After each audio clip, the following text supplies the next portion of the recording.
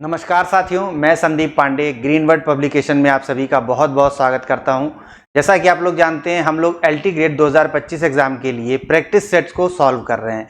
इसी क्रम में आज हमारा प्रैक्टिस सेट नंबर 4 है और लेक्चर नंबर 5। तो चलिए प्रारंभ करते हैं।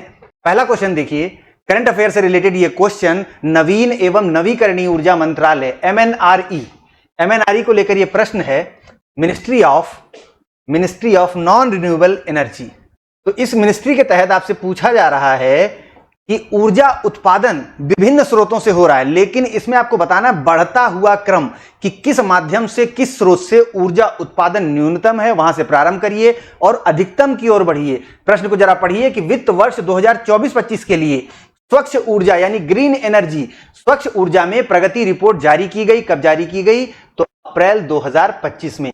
इस रिपोर्ट के अनुसार ऊर्जा उत्पादन के मामले में बढ़ता हुआ क्रम क्या है, तो देखते चलिए। सबसे ज्यादा जो ऊर्जा उत्पादन है, आप जानते हैं सोलर एनर्जी के थ्रू हो रहा है।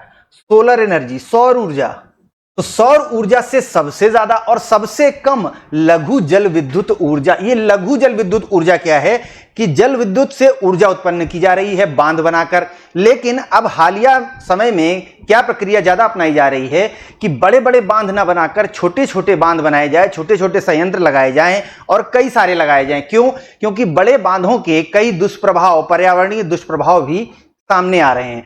तो देखिए, लघु जल विद्युत ऊर्जा सबसे पहले, इससे ज्यादा ऊर्जा हमें प्राप्त होगी जैव ऊर्जा से, उससे भी ज्यादा पवन ऊर्जा, विंड एनर्जी से, और सबसे ज्यादा ऊर्जा उत्पादन सौर ऊर्जा के थ्रू। तो ऑप्शन ए को यहां पर टिक कर लेंगे। चलिए आगे चलते हैं। अप्रैल 2025 में राष्ट्रपति द्रौपदी मुर्मू को किस देश ने प्रतिष्ठित एक अवार्ड दिया है? कौन सा अवार्ड है? सिटी की ऑफ ऑनर अवार्ड।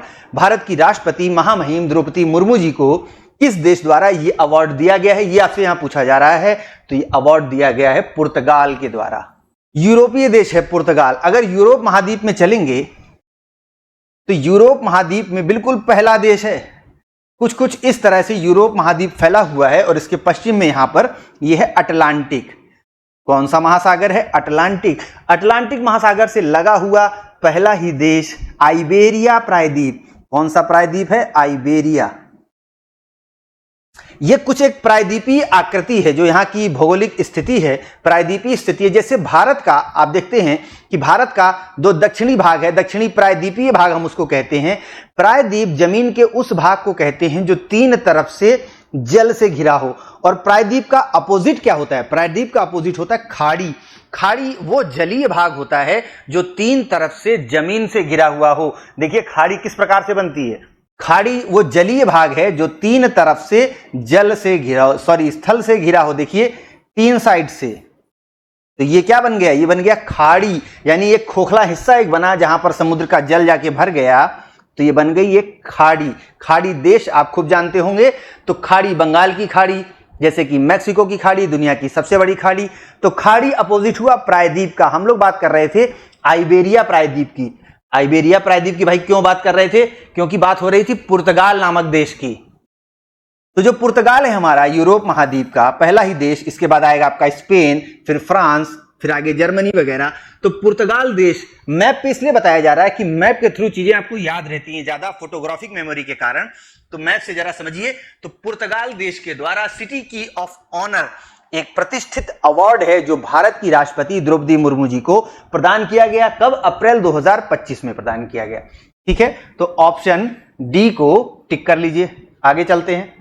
अब बात हो रही है राष्ट्रीय पंचायत पुरस्कारों की। तो राष्ट्रीय पंचायत पुरस्कार 2025 में दिए गए, दूसरी बार दिए गए। देखिए इससे पहले वर्ष 2024 में पहली बार राष्ट्रीय पंचायत पुरस्कार प्रदान किए गए थे। तो 2025 को लेकर प्रश्न है कि बताइए कौन सा कथन सही है, कौन सा गलत है, ये आपको देखना है। तो पहला कथन कह रहा है कि ये जो पुरस्कार है ये प्रधानमंत्री मोदी द्वारा बिहार के मधुबनी में आयोजित पंचायती राज दिवस। तो पंचायती राज दिवस कब मनाया जाता है? 24 अप्रैल को।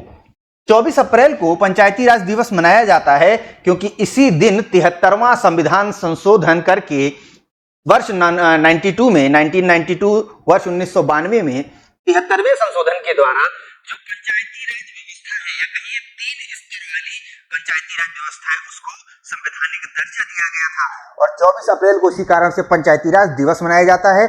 और अब वर्ष 2024 से पंचायती राज व्यवस्था को लेकर पुरस्कार प्रदान किए जाते हैं। तो देखिए कहां आयोजित किया गया, बिहार के मधुबनी में पंचायती राज दिवस समारोह के अवसर पर प्रदान किया गया। तो ये बिल्कुल सत्य कथन है। पहला कथन आपका पूर्णतः सत्य है। दूसरा कथन कह रहा है कि ये जो पुरस्कार केंद्रीय पंचायती राज मंत्रालय ने 2023 में शुरू किया था। तो देखिए 2023 में ही शुरू किया गया था, लेकिन पहली बार इन पुरस्कारों की जो घोषणा है वो 2024 में हुई थी। प्रथम पुरस्कार विजेता को 1 करोड़ रुपए की नकद राशि प्रदान की जाती है, ये बात भी सत्य है। तो तीनों कथन यहां आपके सत्य हैं। तो जरा विकल्पों को देखिए, ऑप्शन डी में दे रहा है कि 1, 2 और 3 सभी सत्य हैं। ठीक बात है, आगे बढ़ते हैं। प्रयाग प्रशस्ति के लेखक कौन थे? तो सम्राट समुद्रगुप्त, उनके दरबार में थे हरिशेन। हरिशेन ने प्रयाग प्रशस्ति को लिखा है और इसको अकबर द्वारा इलाहाबाद के किले में, प्रयागराज के किले में संरक्षित किया गया था। तो ऑप्शन बी यहां पर टिक कर लेंगे। चलिए आगे चलते हैं। लोलक घड़ियां गर्मियों में सुस्त हो जाती हैं, यानी स्लो हो जाती हैं। लोलक घड़ियां क्या है? लोलक का मतलब है दोलक, दोलन करने वाला। देखिए एक लंबा सा पेंडुलम लगा होता है जिस घड़ी में, उसकी बात यहां पर हो रही है कि लोलक घड़ियां ये गर्मियों में स्लो हो जाएंगी। क्यों? क्योंकि देखिए जो लोलक है, जो दोलन कर रहा है, राइट लेफ्ट, इस प्रकार से ये लोलक पेंडुलम मूव करता है, दोलन करता है। तो गर्मी के कारण, गर्मियों में का मतलब है कि इतना गर्म हो कि इस लोलक, ये जो धातु का बना हुआ है, इसमें क्या हो जाए, प्रसार हो जाए, ये लोलक की लंबाई बढ़ जाएगी। तो जब लोलक की लंबाई बढ़ जाएगी तो जो इसका आवर्त काल है, आवर्त काल बढ़ जाएगा। जरा विकल्पों को देखिए, गर्मियों के दिन लंबे होते हैं, नहीं। कुंडली में घर्षण होता है, बिल्कुल नहीं। लोलक की लंबाई बढ़ जाती है, इसी लोलक की लंबाई बढ़ जाएगी, जिससे क्या होगा कि इसका टाइम, इसको एक दोलन पूरे करने में लगने वाला समय है, वो समय ही बढ़ जाएगा। यानी इसकी लंबाई बढ़ जाने के कारण अब इसको एक दोलन करने में ज्यादा समय लगेगा। तो ऐसे करते करते ये जो घड़ी है ये सुस्त यानी लेट हो जाएगी, यानी बज रहा है 2 और घड़ी दिखाएगी कि 1 बज रहा है। ठीक, तो ऑप्शन सी को यहां पर टिक कर लेंगे। ठीक बात है। चलिए आगे बढ़ते हैं अगले क्वेश्चन की तरफ। किस सदन के सदस्यों द्वारा बहुमत से अविश्वास प्रस्ताव पारित होने पर मंत्रिपरिषद को त्यागपत्र देना पड़ जाता है? किस सदन के द्वारा? तो संसद, भारत की संसद के 2 सदन हैं, लोकसभा और राज्यसभा। आर्टिकल 79 हमारे संविधान का, भारतीय संविधान का आर्टिकल 79 कहता है कि भारत के लिए एक संसद होगी जो राष्ट्रपति, लोकसभा और राज्यसभा से मिलकर बनेगी। यानी भारत की जो संसद है वो 3 लोगों से मिलकर बनी है, या 3 निकायों से, 3 बॉडी से मिलकर बनी है। एक तो हो गए राष्ट्रपति और उसके बाद 2 सदन है, लोकसभा और राज्यसभा। तो यहां बात हो रही है मंत्रिपरिषद को लेकर। तो देखिए जो मंत्रिपरिषद है वो सामूहिक रूप से लोकसभा के प्रति उत्तरदायी है, राज्यसभा से उसका कोई लेना देना नहीं है। मंत्रिपरिषद इंडिविजुअली उत्तरदायी नहीं है, अलग अलग नहीं। यानी मंत्री लोग सामूहिक रूप से, मंत्रिपरिषद जो है कैबिनेट, वो सामूहिक रूप से लोकसभा के लिए उत्तरदायी है। और अगर लोकसभा में मंत्रिपरिषद के खिलाफ अविश्वास प्रस्ताव पारित हो जाए तो क्या होगा? इसका अर्थ ये लगाया जाएगा कि जो मंत्रिपरिषद है इसको लोकसभा में बहुमत प्राप्त नहीं, यानी जो सरकार, जो पार्टी सत्ता में है उसको लोकसभा में बहुमत प्राप्त नहीं है, तो बहुमत का ही शासन होता है। इस कारण से मंत्रिपरिषद को त्यागपत्र यानी इस्तीफा देना पड़ जाएगा। और आप जानते हैं प्रधानमंत्री कैबिनेट के ही सदस्य हैं, वो मंत्री हैं, बस वो प्रधानमंत्री हैं, प्राइम हैं, सभी मिनिस्टर्स में वो प्राइम हैं। तो यहां देखिए किस सदन के सदस्यों द्वारा अगर बहुमत से अविश्वास प्रस्ताव पारित हो गया, तो अविश्वास प्रस्ताव से होगा, बहुमत से ही तो पारित, बहुमत से कोई प्रस्ताव पारित नहीं होता है। तो अविश्वास प्रस्ताव पास होने पर मंत्रिपरिषद को त्यागपत्र देना पड़ेगा। तो वो सदन कौन सा है जहां ये अविश्वास प्रस्ताव पारित हो जाए? तो वो सदन लोकसभा है, क्योंकि लोकसभा के लिए ही उत्तरदायी है मंत्रिपरिषद, इस कारण से। चलिए ऑप्शन यहां पर क्या टिक कर रहे हैं? Option A. आगे देखते हैं, मूंगफली निम्न में से कहां की प्रमुख फसल है? तो मूंगफली दिए गए जो देश हैं इनमें गैम्बिया, गैम्बिया की प्रमुख फसल है। निम्न में से कौन सही सुमेलित है? झीलें दी हुई हैं और कुछ राज्य दिए हुए हैं, भारतीय राज्य, इनको आपको सुमेलित करना है। तो देखिए लोनार झील, ये क्रेटर झील है, ये मध्य प्रदेश में नहीं बल्कि महाराष्ट्र में है, महाराष्ट्र में। नक्की झील, ये गुजरात में नहीं बल्कि राजस्थान में है। आगे देखिए कोलेरू झील आंध्र प्रदेश में, ये तो सही दिया हुआ है। पुलिकट झील ये केरल में नहीं है, ये भी आंध्र प्रदेश में ही है। पुलिकट झील जो है ये आंध्र प्रदेश और तमिलनाडु की सीमा पर है। अगर आप प्रायद्वीपीय भारत को देखेंगे तो देखिए दक्षिणतम राज्य तमिलनाडु और फिर ऊपर उत्तर में आंध्र प्रदेश, इन दोनों की सीमा पर इस तरह से पुलिकट झील फैली हुई है। थोड़ा सा तट से बाहर की तरफ यानी समुद्री क्षेत्र में भी इसका विस्तार है, जहां पर श्रीहरिकोटा द्वीप स्थित है। तो पुलिकट झील जो है ये हो गई कहां पर, आंध्र प्रदेश में। तो आपसे पूछा क्या था कौन सा सही सुमेलित है, तो केवल सी, ऑप्शन सी जो है ये सही सुमेलित है। बाकी आपका देखिए ए, बी और डी गलत सुमेलित है। ऑप्शन सी को यहां पर टिक कर लेंगे। विलुप्त होने वाली प्रजातियों की सूचीबद्धता होती है, यानी जो प्रजातियां विलुप्त होने की कगार पर हैं उनको किस बुक में दर्ज किया जाता है, तो वो बुक है red data book. Red data book में विलुप्त होने वाली प्रजातियों को सूचीबद्ध किया जाता है। किस स्तर से अधिक की ध्वनि खतरनाक ध्वनि प्रदूषण कहलाती है, तो आप देखिए 60 डेसिबल, 60 या WHO के अकॉर्डिंग 65 डेसिबल, 65 डेसिबल से ऊपर की आवाज जो है उसको WHO मानता है कि अब यह ध्वनि का प्रदूषण है, यानी प्रदूषण के स्तर पर पहुंच गई है। 65 से ऊपर की ध्वनि WHO द्वारा रिकमेंड नहीं की जाती है, लेकिन वो ध्वनि प्रदूषण है। यहां आपसे पूछा है खतरनाक स्तर का ध्वनि प्रदूषण, तो वो है 80 डेसिबल। 80 डेसिबल से ऊपर की जो ध्वनि है उसको खतरनाक ध्वनि प्रदूषण कहा जाएगा। ऑप्शन क्या टिक करेंगे, ऑप्शन डी। ठीक है, आगे चलते हैं।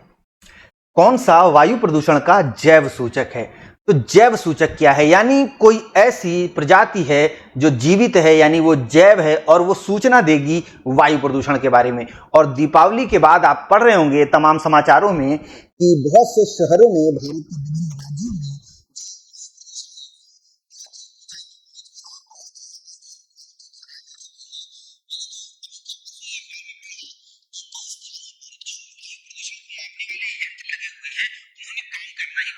सिस्टम ही फेल हो गया। सोचिए, तो ध्वनि प्रदूषण वायु प्रदूषण का जैव सूचक आपसे पूछा है। देखिए वायु प्रदूषण के लिए आर्टिफिशियल सूचक बहुत सारे हैं, यानी आर्टिफिशियल यानी मनुष्यों द्वारा बनाई गई बहुत सी मशीनें हैं जिनको लगाकर, यंत्रों को लगाकर हम वायु प्रदूषण को माप सकते हैं। लेकिन कुदरती रूप से क्या कोई ऐसा सूचक है जो वायु प्रदूषण के बारे में बताए, तो हाँ है। कौन है, लाइकेन। लाइकेन, इसको आप समझ सकते हैं ग्रीन काई जो जम जाती है काई के रूप में, लाइकेन जो है ये वायु प्रदूषण के कारण अपना रंग बदलती है। इस कारण से पता चलता है कि इस क्षेत्र में एयर क्वालिटी खराब है। ठीक, तो ऑप्शन बी को यहां पर टिक कर लेंगे।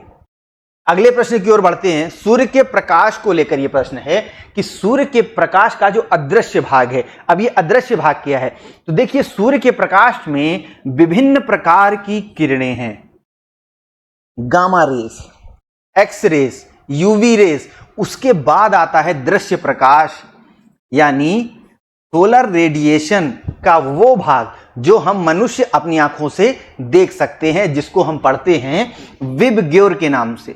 ये विबग्योर क्या है, कलर्स का क्रम है कि सबसे पहले वायलेट, फिर इंडिगो, फिर ब्लू, ग्रीन, येलो, ऑरेंज और रेड। तो इसीलिए वायलेट के जो ऊपर की किरणें हैं उनको अल्ट्रा वायलेट कहते हैं, अल्ट्रा वायलेट। और रेड के नीचे वाली इंफ्रारेड, यानी रेड से कम। ये वास्तव में अलग अलग किरणें हैं और इनकी आवृत्ति, फ्रीक्वेंसी के आधार पर यह विभाजन किया गया है। यानी गामा किरणों की फ्रीक्वेंसी सबसे ज्यादा। फ्रीक्वेंसी को आप ऐसे समझिए कि ऊर्जा कणों की अपनी माध्य स्थिति से, मेन पोजीशन से दोनों ओर जो वो फ्रीक्वेंटली वाइब्रेट करते हैं, उसके कारण उसको कहते हैं फ्रीक्वेंसी। तो ऊर्जा से रिलेटेड करिए, तो यहां पर पूछा गया है कि जो अदृश्य भाग है, यानी इस दृश्य वाले भाग को छोड़ दीजिए, ये जो विजिबल लाइट है इसको छोड़ दीजिए, जो प्रकाश हम देखते हैं इसको छोड़कर अदृश्य वाले भाग से प्रकाश संश्लेषण कर लेते हैं। कुछ जीव हैं, कुछ बैक्टीरिया हैं, तो बैक्टीरिया ही हैं। कौन से बैक्टीरिया हैं, ये है ब्लू ग्रीन एल्गी या साइनोबैक्टीरिया, जिसको हम कहते हैं ब्लू ग्रीन एल्गी या साइनोबैक्टीरिया। इनके द्वारा सोलर रेडिएशन का जो अदृश्य भाग है उससे भी प्रकाश संश्लेषण कर लिया जाता है। दृश्य वाले भाग से भी ये प्रकाश संश्लेषण करते हैं, लेकिन इंफ्रारेड लाइट यानी दृश्य प्रकाश से बाहर की लाइट, उससे भी ये प्रकाश संश्लेषण कर सकते हैं, इनमें ये क्षमता है। ठीक, तो ऑप्शन सी। प्रधानमंत्री ग्रामोदय योजना को लेकर बात है। प्रधानमंत्री ग्रामोदय योजना का उद्देश्य क्या है, ध्येय क्या है? तो ग्रामीण आवश्यकताओं की पूर्ति, जैसे कि कौन कौन सी ग्रामीण आवश्यकताएं हैं? प्राथमिक शिक्षा, कम से कम बच्चों को जो प्राइमरी एजुकेशन है वो तो सुलभ कराए सरकार, इतनी जिम्मेदारी सरकार की है। और स्वास्थ्य का रक्षण यानी उनकी हेल्थ का प्रोटेक्शन हो, जो ग्रामीण अधिवासी हैं, पेयजल, उनको स्वच्छ जल मिले, आवास मिले, रहने के लिए घर मिले, और ग्रामीण सड़कें, गांवों में सड़कों की व्यवस्था थोड़ा दुरुस्त हो। यही सब तो उद्देश्य हैं प्रधानमंत्री ग्रामोदय योजना के। तो ऑप्शन ए आपका बिल्कुल सही है, ऑप्शन ए को टिक कर लेंगे। आगे चलते हैं। स्वाधार योजना को लेकर क्वेश्चन है कि स्व आधार योजना या स्वाधार योजना ये है, ये किसके लिए है? तो देखिए, ये जो योजना है ये महिलाओं से संबंधित है कि महिलाएं कौन सी कठिन परिस्थितियों में रह रही महिलाओं के लिए, उनको स्वावलंबी बनाने के लिए स्व आधार योजना, यानी वो खुद अपना आधार बन सकें, किसी पर निर्भर ना रहें। तो महिला सशक्तिकरण को लेकर ये योजना है। ऑप्शन सी को यहां पर टिक कर लेंगे। ठीक है, अगले क्वेश्चन की ओर बढ़ते हैं। पंचायत समिति के सदस्य, पंचायत समिति ये मध्य स्तर की पंचायती व्यवस्था है। पंचायत समिति के सदस्य जो हैं ये किसके द्वारा चुने जाते हैं? तो देखिए, खंड विकास अधिकारी के द्वारा मनोनीत किए जाते हैं। ये खंड विकास अधिकारी यानी वही ब्लॉक डेवलपमेंट ऑफिसर, इनके द्वारा नॉमिनेट होंगे नहीं।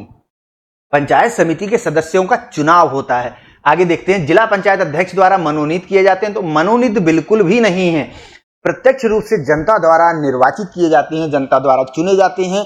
ये बात यहां पर सही है। पंचायत समिति के सदस्य सीधे सीधे प्रत्यक्ष रूप से जनता के द्वारा चुने जाते हैं। तो ऑप्शन सी आपका सही है। अगला विकल्प भी देख लेते हैं। ग्राम पंचायत के सदस्यों द्वारा अप्रत्यक्ष रूप से चुने जाते हैं। तो अप्रत्यक्ष रूप से नहीं बल्कि प्रत्यक्ष रूप से।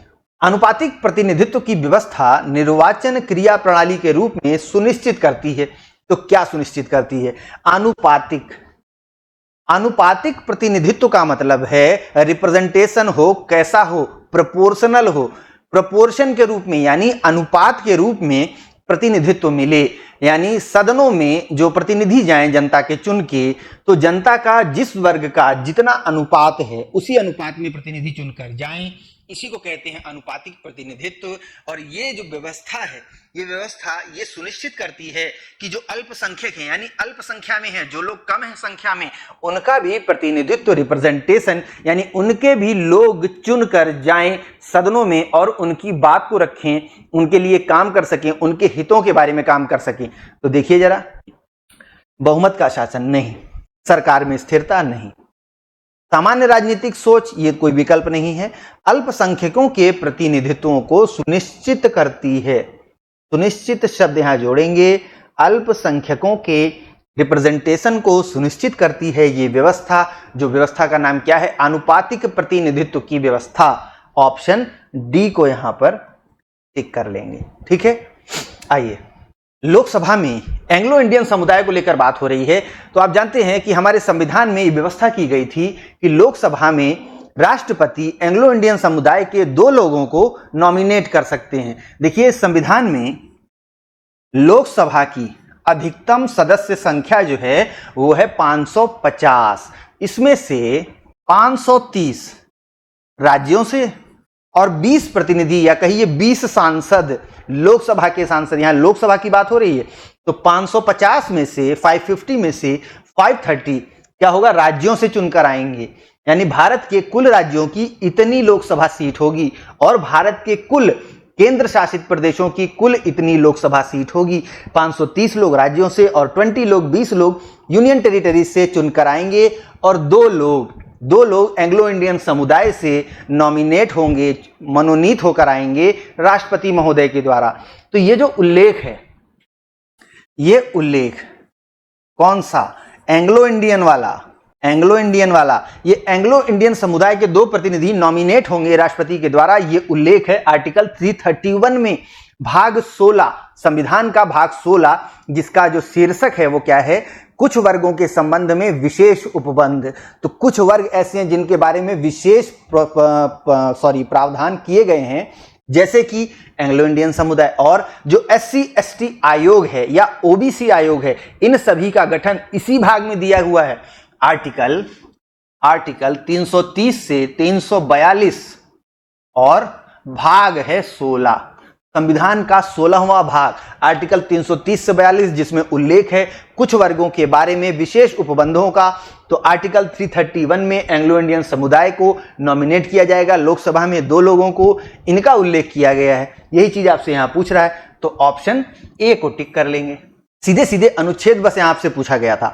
और करंट में देखेंगे कि ये जो नॉमिनेशन है एंग्लो इंडियन समुदाय का, इसको एक संशोधन के द्वारा समाप्त कर दिया गया है। तो ये व्यवस्था मूल संविधान में रही, एक लंबे समय तक रही, लेकिन वर्तमान में ये व्यवस्था नहीं है।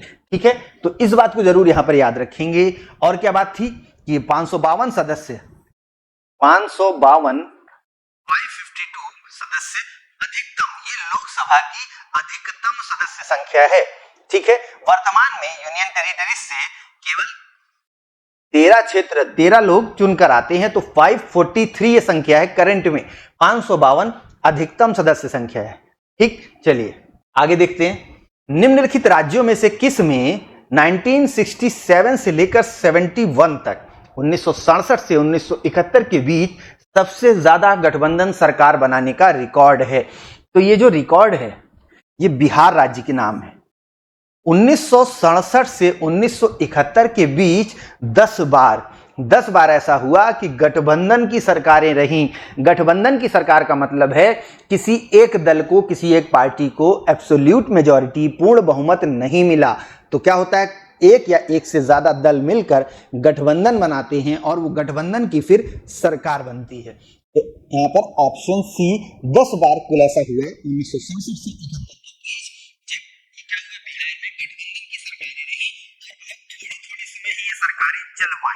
ठीक है, निजी स्वार्थों के कारण या अन्य कारणों से सरकारें गिरती रहीं, बदलती रहीं। कुल 10 बार ये घटना हो गई केवल 67 से 71 के बीच, केवल 4 साल में।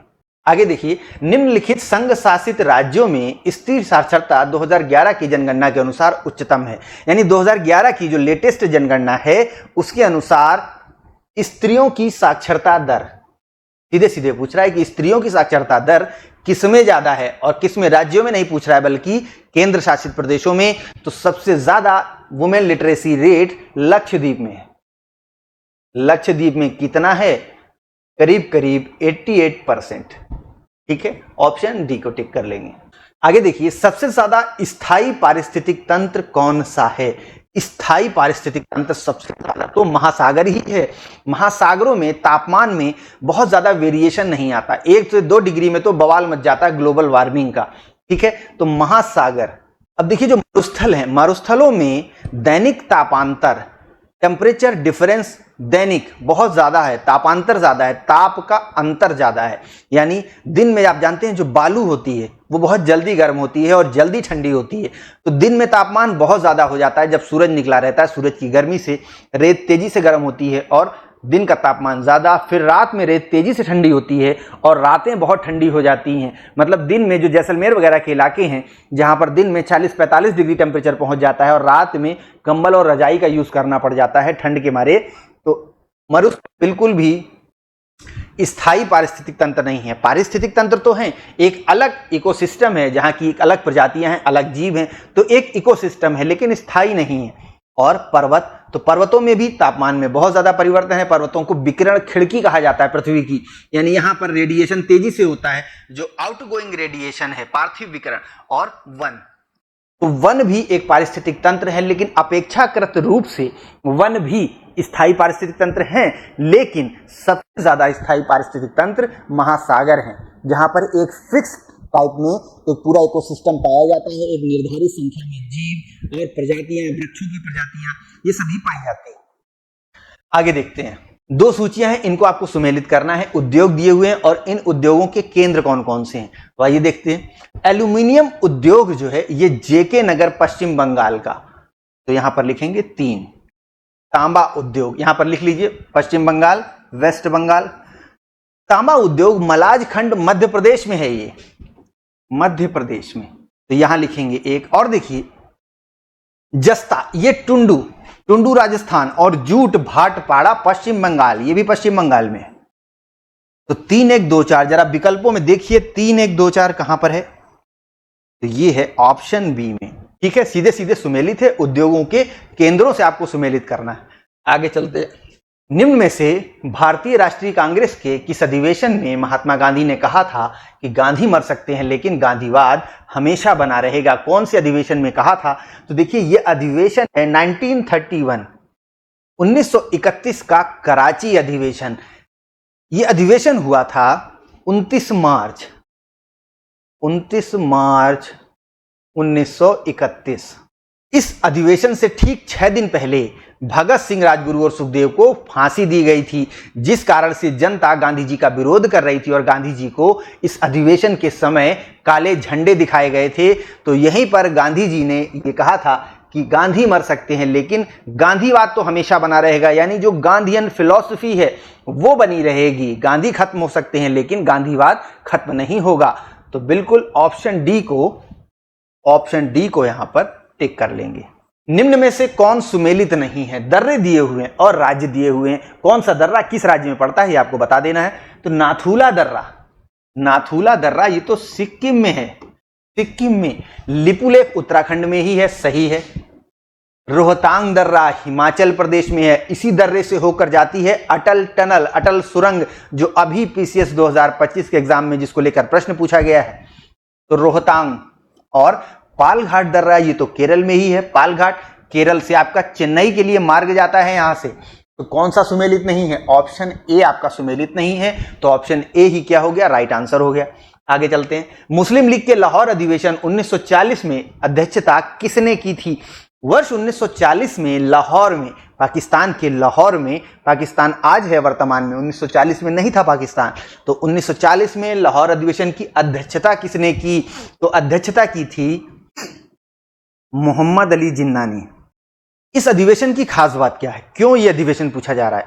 तो इस अधिवेशन में ही मुस्लिम लीग ने मुस्लिमों के लिए एक अलग राज्य पाकिस्तान नाम से इस बात का प्रस्ताव पारित कर दिया था, और ये पाकिस्तान की मांग इस अधिवेशन के बाद से बहुत जोर शोर से उठाई जाने लगी। तो ऑप्शन सी को टिक कर लेंगे। निम्न में से कौन अलवार संत नहीं थे? तो देखिए अलवार संत इसमें सीधे सीधे जो तिरु ज्ञान है ये अलवार संत नहीं है, बल्कि ये तो शैव संत हैं। शैव संप्रदाय के लोग भगवान शिव की पूजा करते थे और इन्हें नयनार संत के नाम से जाना जाता है। तो कुल 63 नयनारों में से सबसे प्रमुख नयनार ये रहे हैं तिरु ज्ञान। तो ये अलवार संत तो बिल्कुल भी नहीं है, ऑप्शन बी को टिक कर लेंगे। गौतम बुद्ध से रिलेटेड अगला क्वेश्चन है कि गौतम बुद्ध जी के द्वारा अपने धर्म में दीक्षित किया जाने वाला अंतिम व्यक्ति, देखिए पहला व्यक्ति इंपॉर्टेंट हो जाता है और आखिरी इंपॉर्टेंट हो जाता है। तो आखिरी व्यक्ति कौन था? ये थे सुभद्र, जिनको गौतम बुद्ध द्वारा अपने धर्म में दीक्षित किया गया। अगला प्रश्न देखते हैं। वे राष्ट्रीय नेता कौन थे जो 1925 में सेंट्रल लेजिस्लेटिव असेंबली के अध्यक्ष बने थे? इनको आप आज की तरह समझ सकते हैं कि जैसे आज के समय में लोकसभा अध्यक्ष हैं, तो वैसे ही 1919 का जो एक्ट बनाया गया था ब्रिटिश टाइम पीरियड में, उसके तहत सेंट्रल लेजिस्लेटिव असेंबली बनाई गई। तो 1925 में पहली बार ऐसा हुआ कि कोई भारतीय व्यक्ति इस असेंबली का अध्यक्ष बना। वो भारतीय व्यक्ति कौन थे? वो थे विट्ठल भाई पटेल। ये विट्ठल भाई पटेल सरदार वल्लभ भाई पटेल के भाई हैं। सरदार वल्लभ भाई पटेल, जिन्हें हम लौह पुरुष के नाम से जानते हैं, भारत के पहले गृह मंत्री, उनके भाई हैं विट्ठल भाई पटेल। बहुत ही इंपॉर्टेंट ये क्वेश्चन है और ज्यादातर एग्जाम में पूछा भी गया है। ठीक है, बहुत बार ये क्वेश्चन रिपीट भी होता रहता है इसी कारण से, क्योंकि ये पहले व्यक्ति हैं जो केंद्रीय असेंबली के अध्यक्ष निर्वाचित हुए थे। ठीक है, ऑप्शन डी को टिक कर लेंगे। आगे चलते हैं। कहा जा रहा है कि जब जहाज, कोई भी जहाज हो, पानी वाला जहाज हो, उड़ने वाला वायुयान हो, वो जब अंतरराष्ट्रीय तिथि रेखा इंटरनेशनल डेट लाइन को क्रॉस करेगा, तो आप ये तो जान ही रहे हैं कि जब इंटरनेशनल डेट लाइन को हम पार करें या कोई जहाज पार करे तो डेट चेंज हो जाती है, तारीख चेंज हो जाती है। कैसे? ये ग्लोब है और जो इंटरनेशनल डेट लाइन है उसको इसी कारण से देखिए घुमा घुमा कर आड़ा तिरछा गुजारा गया है। यही एक ऐसी देशांतर रेखा है जो सीधी नहीं है। क्यों? क्योंकि ये डेट की लाइन है, इंटरनेशनल डेट की लाइन है। तो इसको ऐसे क्षेत्रों से ना गुजारा जाए जहां एक कोई भौगोलिक क्षेत्र हो और उस भौगोलिक क्षेत्र में दो अलग अलग तारीख हो जाए। तो इसीलिए इसको पानी वाले क्षेत्रों से, समुद्री क्षेत्रों से गुजारा गया है। और जब इसको हम पश्चिम से पूरब पार करते हैं तो क्या होता है, तारीख एक दिन कम हो जाती है, हम एक दिन पीछे चले जाते हैं। ठीक, क्योंकि यह हिस्सा है पूरब में, यह है सूर्य के आगे, यह है सूर्य, यह हिस्सा सूर्य के आगे। ठीक है, तो तारीख एक दिन पीछे चली जाएगी या तारीख एक दिन घट जाती है। ऑप्शन बी को यहां पर टिक कर लेंगे। ठीक बात है। आगे देखिए, एक वृहद मापक मानचित्र जिसमें भौतिक एवं सांस्कृतिक दोनों विशेषताएं शामिल होती हैं, उसे क्या कहा जाता है? तो उसे कहते हैं स्थलाकृतिक मानचित्र। ऑप्शन डी को टिक कर लीजिए। अगला प्रश्न देखिए, भूगोल द्वैतवाद से ग्रसित था किस काल में? ये बात हो रही पुनर्जागरण काल। पुनर्जागरण का जो काल था, जिसका प्रारंभ ब्रिटेन से हुआ था, इस पुनर्जागरण काल में भूगोल द्वैतवाद यानी डुअलिज्म से ग्रसित हो गया था। अरोरा बोरियालिस की घटना होती है।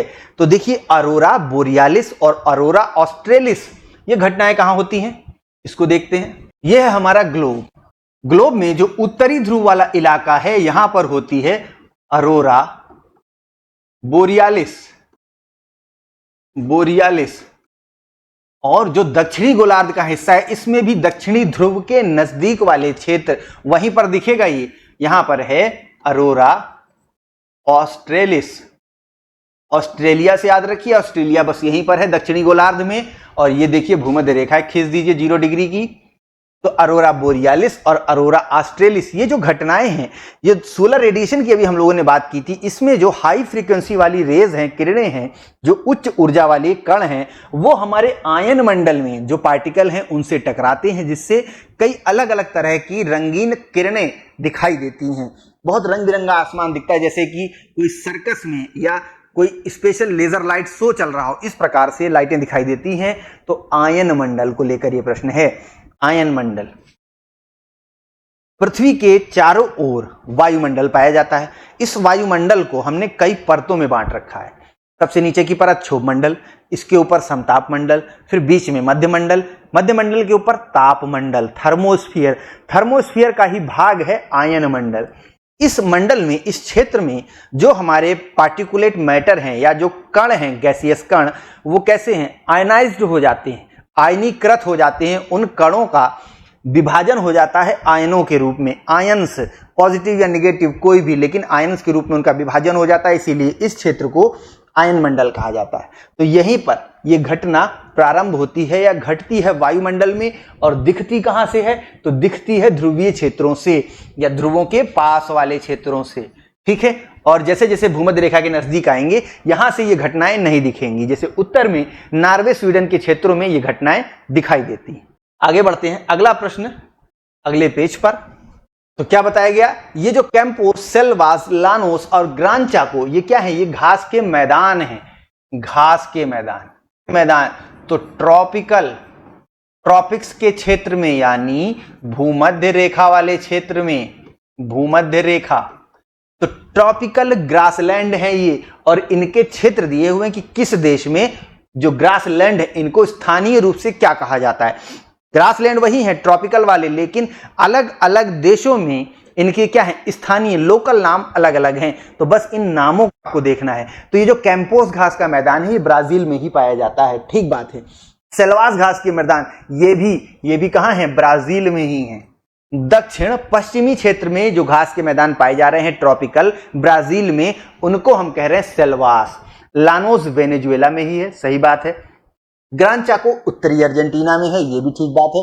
देखिए, ये चारों घास के मैदान दक्षिण अमेरिका जो महाद्वीप है वहां पर हैं, उनके देशों में है जो दक्षिण तो बिल्कुल इससे कंफ्यूज मत होइएगा। आंसर क्या टिक कर लेंगे? Option B. भारत के बायोस्फीयर रिजर्व में से निम्न में से कौन एक यूनेस्को के विश्व बायोस्फीयर तंत्र में सम्मिलित नहीं है? भारत के बायोस्फीयर रिजर्व दिए हुए हैं और कह रहा है इनमें से कौन सा एक ऐसा है जो यूनेस्को द्वारा जो विश्व बायोस्फीयर तंत्र बताया गया उसमें शामिल नहीं है। तो देखिए भारत का जो मानस बायोस्फीयर रिजर्व है कहां है ये, तो इसमें क्या है कि इसको यूनेस्को के विश्व बायोस्फीयर तंत्र में शामिल नहीं किया गया है। आगे देखिए, निम्नलिखित में से कौन सी मेखला भूकंप एवं ज्वालामुखी के साथ साथ वितरण से संबंधित नहीं है। पहला ही विकल्प है परिप्रशांत मेखला, जो पैसिफिक ओशन के चारों ओर का जो ये वाला देखिए क्षेत्र है, यही वो क्षेत्र है जिसको हम कहते हैं परिप्रशांत मेखला। इसी क्षेत्र में विश्व के ज्यादातर भूकंप आते हैं और ज्वालामुखी विस्फोट होते हैं। तो परिप्रशांत मेखला भूकंप और ज्वालामुखी के साथ सबसे ज्यादा संबंधित है। पूर्वी अफ्रीकी मेखला, तो जो पूर्वी अफ्रीकी मेखला है, अफ्रीका महाद्वीप के पूरब में पूर्वी अफ्रीकी मेखला, ये जो है भूकंप और ज्वालामुखी के वितरण से संबंधित नहीं है, यानी इस क्षेत्र में भूकंप और ज्वालामुखी बिल्कुल ना के बराबर हैं। तो विकल्प बी आपका सही है। आगे देखते हैं, मध्य महाद्वीपीय मेखला, बिल्कुल ये भूकंप से संबंधित है। और मध्य अटलांटिक मेखला, यहां पर तो आप जानते हैं रचनात्मक प्लेट किनारा पाया जाता है। मध्य अटलांटिक मेखला बिल्कुल बीचों बीच क्या हो रहा है कि दोनों प्लेटें जो है एक दूसरे से दूर जा रही हैं और नीचे से लावा निकल रहा है। समुद्र के अंदर पानी के नीचे ये घटना हो रही है और जो लावा है वो जम रहा है। जो आइसलैंड है आपका उत्तर में, आइसलैंड, यूरोप से पश्चिम आइए और यूएसए से पूरब जाइए तो बीच में है आइसलैंड। तो यहां आइसलैंड ये निर्मित हुआ है इसी रचनात्मक प्लेट किनारे के द्वारा लावा के जमाव से। ठीक है, तो ऑप्शन बी को यहां पर टिक कर लेंगे, सी और डी को काट देंगे। ठीक, ये सभी क्या है भूकंप के ज्वालामुखी भूकंप और ज्वालामुखी के वितरण से संबंधित हैं। ऑप्शन ए, सी और डी। बी जो है यहां पर भूकंप और ज्वालामुखी नहीं आते। दो सूचियां हैं, इनको आपको सुमेलित करना है, कोड दिए हुए हैं, सुमेलित करिए। चरनोजम, ये क्या है, मृदा का प्रकार है, मृदा का नाम है, मिट्टी का नाम है। जैसे भारत में आप पढ़ते हैं काली मिट्टी, लाल मिट्टी, लेटेराइट मिट्टी, जलोढ़ मिट्टी, बलुआ मिट्टी, दोमट मिट्टी, तो उसी तरह से चरनोजम मिट्टी का एक प्रकार है। तो चरनोजम जो मिट्टी है ये काली मिट्टी इसको कहते हैं। तो ये जो मिट्टी है इसमें अनाज बहुत अच्छे उगते हैं। ठीक है, लिटोसॉल जो मृदा है इसमें झूम खेती की जाती है, झूम खेती। तो आगे देखिए, पीडजॉल या पीडसॉल जो मिट्टी है यहां पर ये पर्वतीय मिट्टी है। यहां पर शंकुआकार वृक्ष, शंकु के आकार के वृक्ष पाए जाते हैं। वृक्ष तो सीधा होता है, उसकी जो टहनियां हैं वो इस तरह से कैनोपी शेप में रहती हैं क्योंकि वहां पर हिमपात होता है, जिस कारण से बर्फ जो है कुदरती रूप से पेड़ पौधों में ऐसा विकास हुआ है कि बर्फ उनके ऊपर स्थायी रूप से न जमने पाए, पेड़ उसके नीचे दब न जाए बर्फ के भार से। तो शंकु के आकार के जो वृक्ष हैं वो पीडसॉल मिट्टी में जन्म लेते हैं। टेरा रोजा जो यहां पर है इसमें कॉफी बागान, टेरा रोजा मिट्टी में कॉफी के बागान उगाए जाते हैं। कॉफी के बागानों में कॉफी की पैदावार अच्छी होती है। तो 3, 4, 2, 1 विकल्प में देखिए, हाँ ऑप्शन बी में 3, 4, 2, 1। चलिए आगे बढ़ते हैं। दुनिया की लगभग 50% जनसंख्या किन अक्षांशों के बीच केंद्रित है। तो देखिए जो हमारे ग्लोब पर, चलिए जो क्षेत्र है 20 डिग्री से और 40 डिग्री वाला, यहां हम उत्तरी अक्षांश देख रहे हैं तो नॉर्थ लिख दे रहे हैं। तो नॉर्थ क्यों लिखा जा रहा है कि दक्षिणी गोलार्ध का जो क्षेत्र है यहां पर स्थल भाग कम है। दक्षिणी गोलार्ध में जल का विस्तार ज्यादा है। ज्यादातर महाद्वीप देखिए आप फैले हुए हैं वो उत्तरी गोलार्ध में है ना। उत्तरी गोलार्ध में जनसंख्या का जमाव ज्यादा है मुकाबले किसके, दक्षिणी गोलार्ध के। तो जरा विकल्पों को देखिए, 50 डिग्री उत्तरी और 20 डिग्री उत्तरी, यानी 20 से 50 उत्तरी नहीं, फिर 20 से 40 उत्तरी। हाँ ये आंसर हो सकता है 20 से 40, और 40 से 60 नहीं, 40 के ऊपर तो ये ध्रुवीय क्षेत्र आने लग गया और यहां पर क्या है बहुत ही ठंडा वाला स्थल है, तो ये भी नहीं। और 20 से 40 दक्षिणी, तो दक्षिणी गोलार्ध में तो हमने आपको बताया कि वहां पर क्या है स्थल क्षेत्र का विस्तार कम है, जमीन कम है, पानी वाला क्षेत्र ज्यादा है दक्षिणी गोलार्ध में। तो विकल्प इसमें क्या टिक करेंगे, ऑप्शन बी। थार्नथ्वेट के अनुसार जो उन्होंने वर्गीकरण किया है जलवायु प्रदेशों का, एक वर्गीकरण कोपेन का आप पढ़ते हैं और एक पढ़ते हैं थार्नथ्वेट का, तो पूछ रहा है कि थार्नथ्वेट के अकॉर्डिंग जो दक्षिण गंगा का मैदान है भारत का, जो गंगा का मैदान और उस गंगा के मैदान का भी दक्षिणी भाग, इसके लिए क्या कोड अपनाते हैं थार्नथ्वेट महोदय? तो ये कोड अपनाते हैं CBW, और जो कोपेन है वो CWG कोड अपनाते हैं। तो थार्नथ्वेट के अकॉर्डिंग यहां पूछा है, ऑप्शन डी को टिक कर लेंगे। आगे देखते हैं, विश्व में सबसे बड़ी खाड़ी कौन सी है? गल्फ पूछ रहा है, दुनिया की सबसे बड़ी गल्फ, जो अभी हम लोगों ने बात किया था कि प्रायद्वीप किसको कहते हैं? जमीन का ऐसा टुकड़ा जिसके 3 तरफ जल भरा हो। तो देखिए यहां अरब सागर, बंगाल की खाड़ी और हिंद महासागर, इसीलिए इसको कहते हैं प्रायद्वीपीय भारत। वैसे हम लोगों ने बात किया था आइबेरिया प्रायद्वीप की। अब यहां पर खाड़ी पूछ रहा है, तो प्रायद्वीप का जस्ट अपोजिट खाड़ी, यानी ऐसा जलीय भाग जिसके 3 तरफ जमीन हो, ऐसा जलीय भाग जिसके 3 तरफ जमीन हो और ऐसा जमीनी भाग जिसके 3 तरफ जल हो, तो प्रायद्वीप और खाड़ी। तो सबसे बड़ी खाड़ी मैक्सिको की खाड़ी है। ये जो USA है इसके बिल्कुल लगा हुआ ये मैक्सिको देश, और मैक्सिको की खाड़ी कुछ इस तरह से है जहां पर अटलांटिक का जल भर गया है। ये है अटलांटिक महासागर और अटलांटिक का जल भर गया खाड़ी वाले क्षेत्र में, तो बन गई मैक्सिको की खाड़ी, सबसे बड़ी खाड़ी दुनिया की।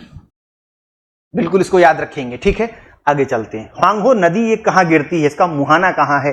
तो हांगहो नदी ये चीन की नदी है, चीन की नदी है, और इस तरह से यहां पर आकर पूरब में, चाइना के पूरब में सागर है, येलो सागर, वास्तव में पैसिफिक जो ओशन है उसी का ही भाग है ये, उसी का जल यहां भरा हुआ है। तो यहां पर पीत सागर इसीलिए इसको बोलते हैं, पीत यानी पीला, येलो सागर में आकर हांगहो नदी गिरती है।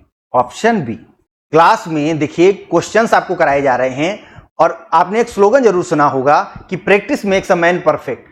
तो जितना ज्यादा प्रैक्टिस करेंगे, जितना ज्यादा क्वेश्चन लगाएंगे एग्जाम में, उतना ही ज्यादा आप अपने आप को कॉन्फिडेंट पाएंगे। तो इसीलिए पढ़ाई तो आप सभी कर रहे हैं, मैं जानता हूं बहुत दिल जान से लोग लगे हुए हैं, तो पढ़ाई तो आप कर चुके हैं, पढ़ाई के साथ साथ पढ़ाई अपनी जारी रखिए, लेकिन उसके साथ क्वेश्चंस भी सॉल्व करिए, तभी आपका कॉन्फिडेंस बूस्ट होगा। और इन्हीं में से बहुत सारे क्वेश्चन आपको एग्जाम में हूबहू मिलने वाले हैं, क्योंकि ये जो प्रैक्टिस सेट बनाए गए हैं बिल्कुल आपका LT ग्रेड एग्जाम का अभी तक का जो परीक्षा पैटर्न रहा है बिल्कुल उसी के अकॉर्डिंग बनाए गए हैं। कितने क्वेश्चन करंट अफेयर के, कितने क्वेश्चन भूगोल और अन्य विषयों के, सभी को उसी अनुपात में लिया गया है। तो प्रैक्टिस सेट सॉल्व करिए, वीडियो को ज्यादा से ज्यादा शेयर करते रहिए। चलिए आगे चलते हैं। राज्य दिए हुए हैं और नेशनल पार्क दिए हुए हैं, आपको सुमेलित करना है। तो उत्तराखंड में राजाजी नेशनल पार्क है, ऑप्शन 4। आंध्र प्रदेश में राजीव गांधी राष्ट्रीय उद्यान है, अरुणाचल प्रदेश में नामदफा और उड़ीसा में सिमलीपाल। 4, 3, 1, 2 कहां है? विकल्प ए में है। ठीक बात है, सीधा सीधा है।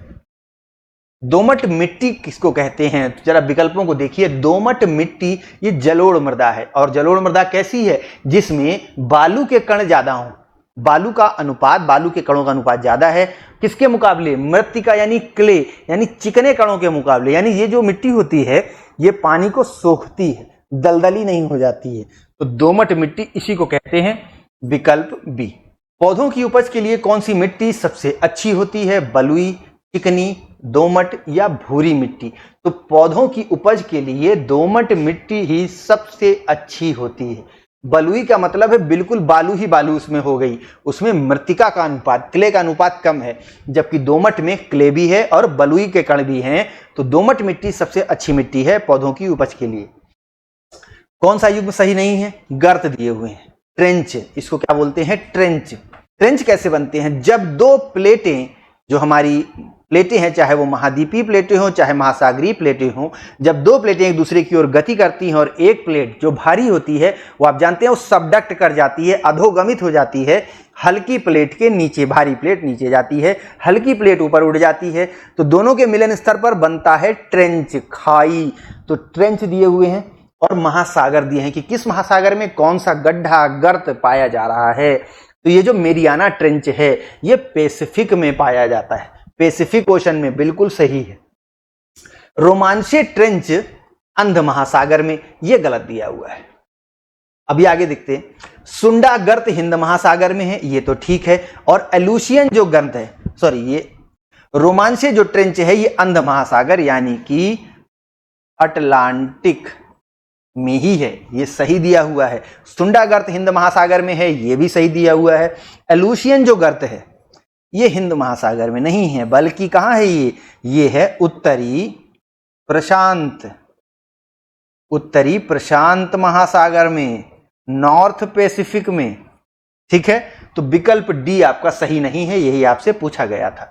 आगे देखते हैं, वायुमंडल में कौन सी परत वायुयान उड़ान के लिए सुविधाजनक दशाएं उपलब्ध कराती है। वायुमंडल की परतों की हमने कई बार बात की। तो वायुमंडल में गैसों का एक आवरण है जिसको हम वायुमंडल कह रहे हैं, पृथ्वी के चारों ओर गैसों का आवरण है। इस आवरण को हमने कई भागों में बांट लिया, या कहिए अलग अलग परतें बना ली हैं। क्षोभ मंडल सबसे निचली परत, इसके ऊपर है समताप मंडल। अब जो जितनी भी मौसमी घटनाएं आप देखते हैं, आंधी आ रही है, बारिश हो रही है, बर्फ गिर रही है, ओले गिर रहे हैं, तूफान आ रहे हैं, टॉर्नेडो आ रहे हैं, तो जितनी भी मौसमी घटनाएं हैं वो सभी क्षोभ मंडल में ही घटित होती हैं। जो पृथ्वी का सबसे निचला गैसीय मंडल क्षोभ मंडल है, इस क्षोभ मंडल की जो ऊंचाई है वो भूमध्य रेखा वाले क्षेत्र में 13 किलोमीटर तक जाती है, कहीं कहीं 15 किलोमीटर तक, जमीन से 15 किलोमीटर ऊपर। और जो ध्रुवीय क्षेत्र है वहां पर क्षोभ मंडल की ऊंचाई थोड़ा कम हो जाती है। वहां कितनी हो जाती है ऊंचाई, तो 8 किलोमीटर, 9 किलोमीटर। ये ऊंचाई अलग अलग क्यों है? क्षोभ मंडल निचला हिस्सा है और भूमध्य रेखा के क्षेत्रों में सूर्यातप सबसे ज्यादा प्राप्त होता है।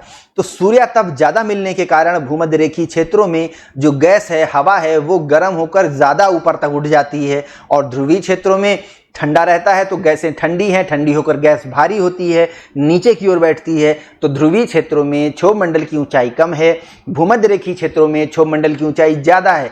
तो क्षोभ मंडल में ही जो हमारी मौसमी घटनाएं हैं वो घटित होती हैं। इसके ऊपर है समताप मंडल, जहां पर मौसमी घटनाएं नहीं घटित होती, एकदम शांति रहती है। तो वहां पर ही उड़ते हैं हमारे वायुयान, एरोप्लेन। तो क्या है, वो टर्बुलेंस से बचे रहते हैं।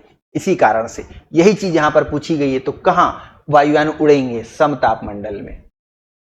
और देखिए, समताप मंडल का ही जो निचला भाग है वहीं पर पाई जाती है ओजोन गैस। ठीक है, तो समताप मंडल में वायुयान उड़ेंगे। Option B. तापमान प्रतिलोमन का एक प्रकार नहीं है। यह तापमान प्रतिलोमन क्या होता है?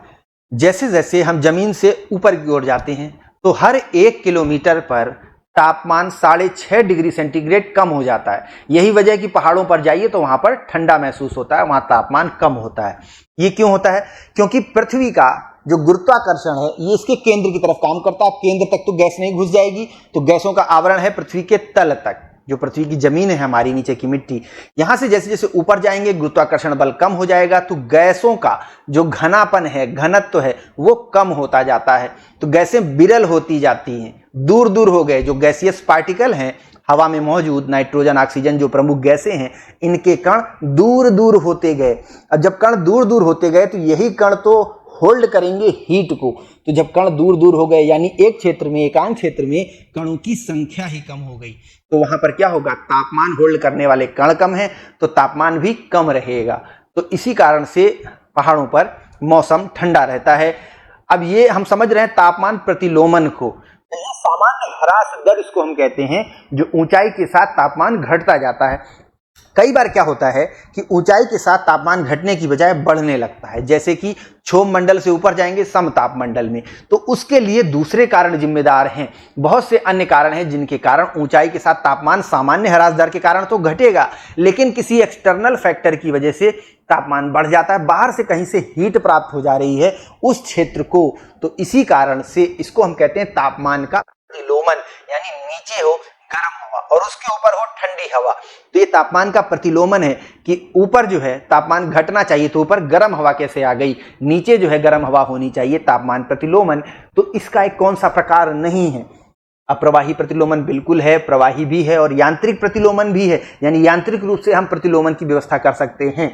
जबकि अक्षांशीय प्रतिलोमन ये कोई प्रकार नहीं है।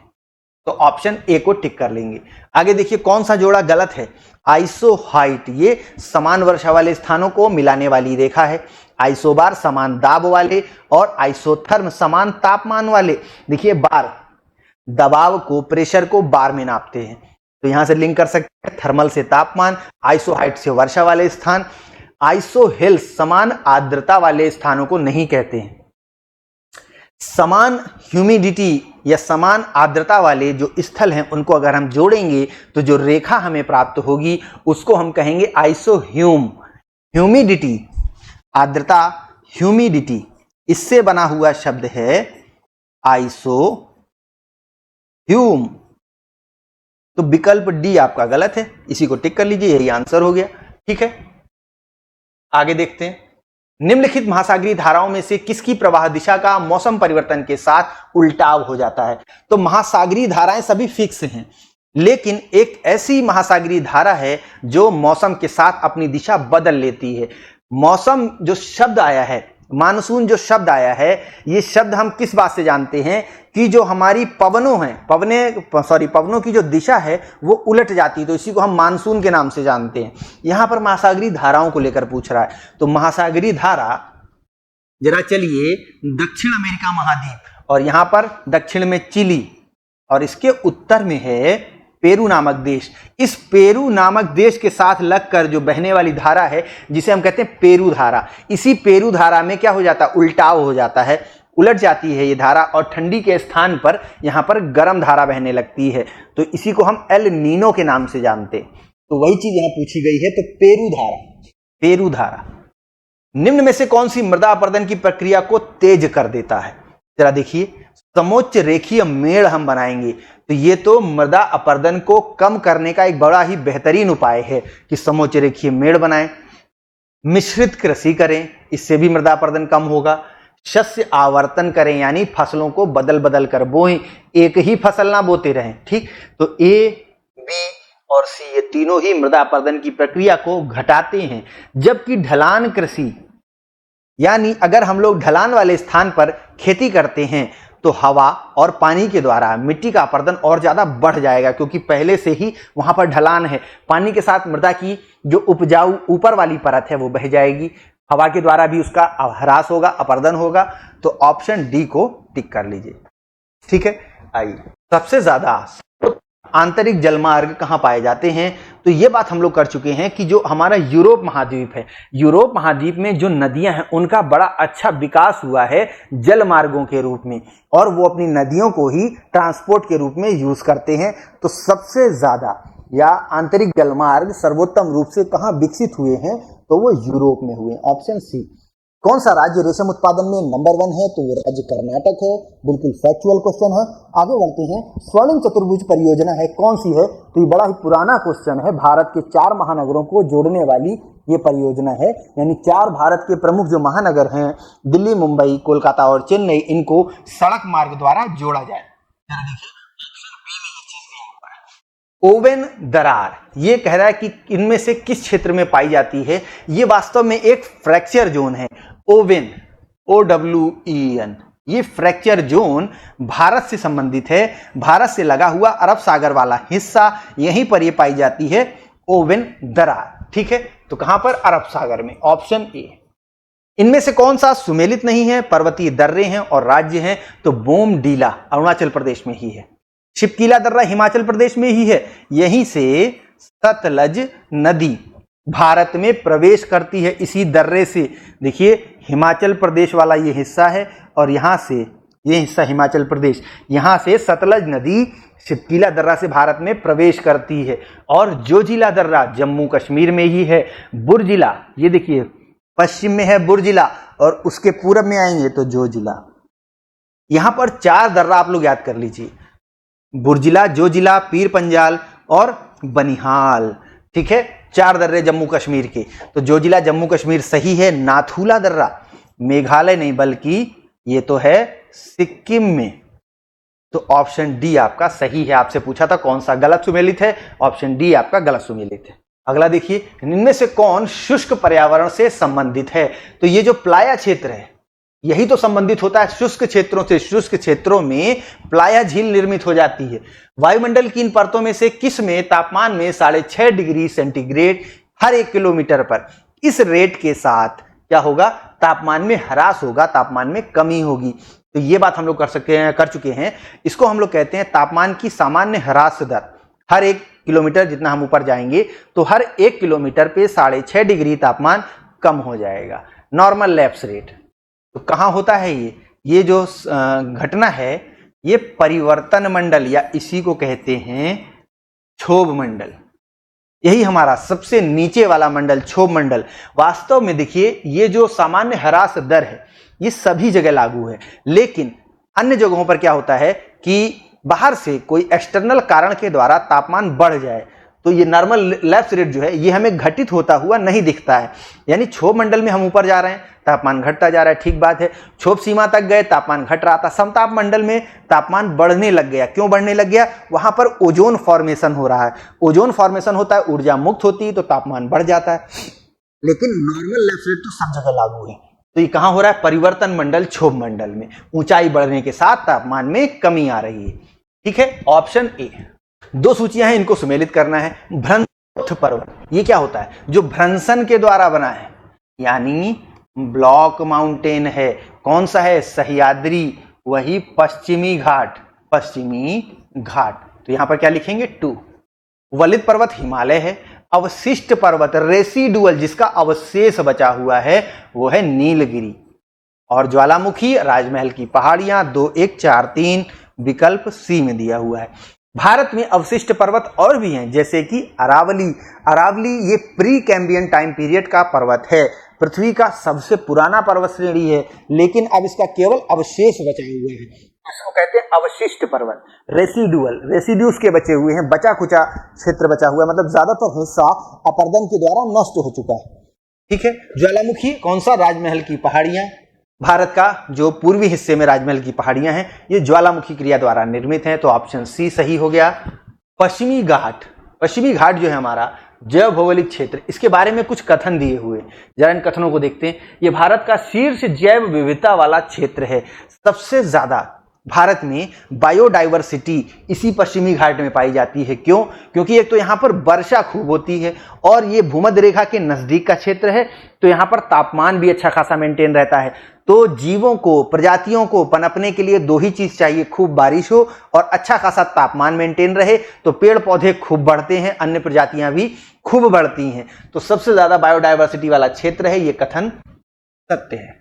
इसे स्थानीय रूप से सह्याद्री पर्वत चोटी भी कहते हैं, तो ये बात ठीक है। पश्चिमी घाट को महाराष्ट्र वाले क्षेत्र में या कर्नाटक, उत्तरी कर्नाटक वाले क्षेत्र में सह्याद्री कहा जाता है, तो ये बात भी ठीक है। यहां पर अत्यधिक वर्षा के कारण वर्षा वन और नम पर्णपाती वन पाए जाते हैं, आर्द्र पर्णपाती वन पाए जाते हैं, तो ये बात तो ठीक है। यहां पर वर्षा वन पाए जाते हैं, वर्षा वन जो भूमध्य रेखा वाले क्षेत्रों में पाए जाते हैं वही यहां पर भी पाए जा रहे हैं, और इसके साथ साथ यहां पर नम पर्णपाती वन भी पाए जा रहे हैं। तो तीनों कथन आपके सही हैं, उपर्युक्त सभी। विकल्प डी यहां पर आपका आंसर हो जाएगा। आगे चलते हैं। निम्न केंद्र शासित प्रदेशों को क्षेत्रफल की दृष्टि से अवरोही क्रम में रखना है। यह प्रश्न थोड़ा सही है। देखिए, अवरोही क्रम का मतलब होता है, अवरोही और आरोही में अंतर जानिए। अवरोही है 4 अक्षर वाला, तो 4 अक्षर यानी ज्यादा अक्षर वाला, यानी ज्यादा से शुरू करेंगे, और आरोही 3 अक्षर का है, कम अक्षर का है, तो कम से शुरू करेंगे। तो यानी ज्यादा क्षेत्रफल वाले से शुरू करिए और कम क्षेत्रफल वाले की तरफ जाइए। तो जरा देखिए, भारत के केंद्र शासित प्रदेश, जम्मू कश्मीर राज्य का विभाजन किया गया और 2 केंद्र शासित प्रदेश बनाए गए, जम्मू कश्मीर और लद्दाख। तो यह विभाजन होने से पहले भारत का सबसे बड़ा केंद्र शासित प्रदेश था अंडमान निकोबार, 8000 वर्ग किलोमीटर क्षेत्रफल वाला, करीब करीब 8249 क्या है वर्ग kilometre, kilometre square Andaman Nicobar द्वीप समूह। लेकिन जब जम्मू कश्मीर राज्य का विभाजन हुआ तो सबसे बड़ा केंद्र शासित प्रदेश बन गया लद्दाख, 60,000 वर्ग किलोमीटर। देखिए, इससे करीब करीब 8 गुना ज्यादा, 7-8 गुना ज्यादा कितना क्षेत्रफल है लद्दाख का। देखिए एग्जैक्ट फिगर देखिएगा तो 59,142, बहुत बड़ा है लद्दाख केंद्र शासित प्रदेश। और इसके बाद आता है जम्मू कश्मीर का केंद्र शासित प्रदेश जो है करीब करीब 42,000 वर्ग किलोमीटर। और अंडमान निकोबार अब आ गया तीसरे नंबर पर, नंबर 3। ये है नंबर 1 और ये है नंबर 2, 1 2 3। तो बस लगा दीजिए, अब कोई दिक्कत वाली बात नहीं। सबसे बड़ा केंद्र शासित प्रदेश लद्दाख, उसके बाद जम्मू कश्मीर, फिर अंडमान निकोबार, और दिल्ली तो बहुत ही छोटा है। तो ऑप्शन ए को यहां पर टिक कर लेंगे। ठीक है, देख लीजिए, चाहे तो आप स्क्रीनशॉट भी ले सकते हैं। अगला क्वेश्चन देखिए, हर एक 100 मीटर की ऊंचाई पर तापमान की ह्रास दर कितनी है? हमने आपको बताया 1 किलोमीटर पर 6.5 डिग्री तापमान कम हो जाता है। 1 किलोमीटर यानी 1000 मीटर पर उसी का 1/10 कर दीजिए, ठीक, तो कितना आ जाएगा? 0.65 डिग्री सेंटीग्रेड।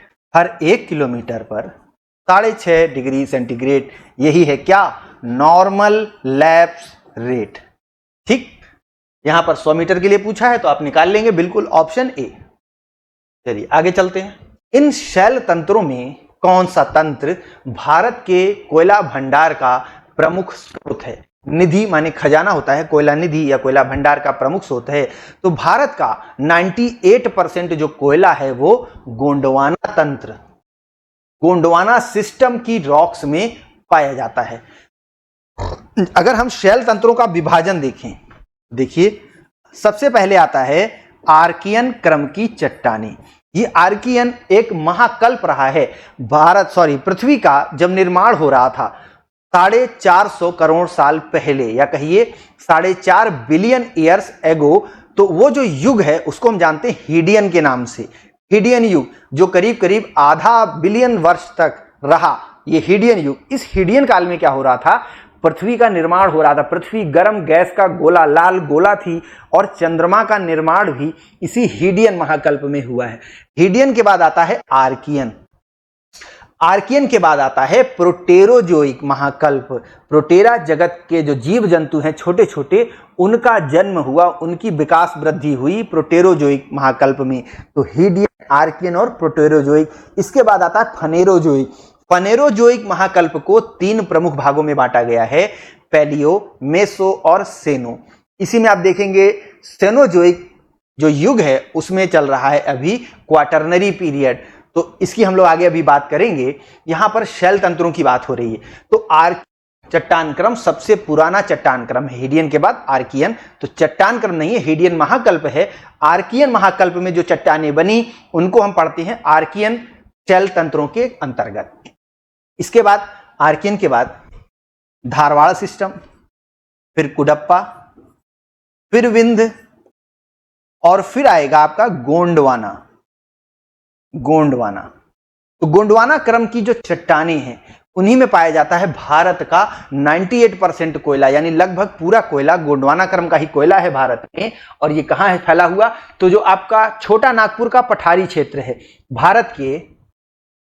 भारत के जरा उत्तर पूर्व से क्षेत्र में चलिए, तो जो झारखंड, पश्चिम बंगाल, इन क्षेत्रों में फैला हुआ जो क्षेत्र है वहीं पर भारत का सबसे ज्यादा कोयला पाया जाता है, जो कि गोंडवाना सिस्टम की रॉक्स में भरा हुआ है। आगे देखते हैं, कर्क रेखा भारत के किस एक राज्य से होकर नहीं गुजरती? तो कर्क रेखा भारत के 8 राज्यों से गुजरती है। आइए उन राज्यों को देखते हैं।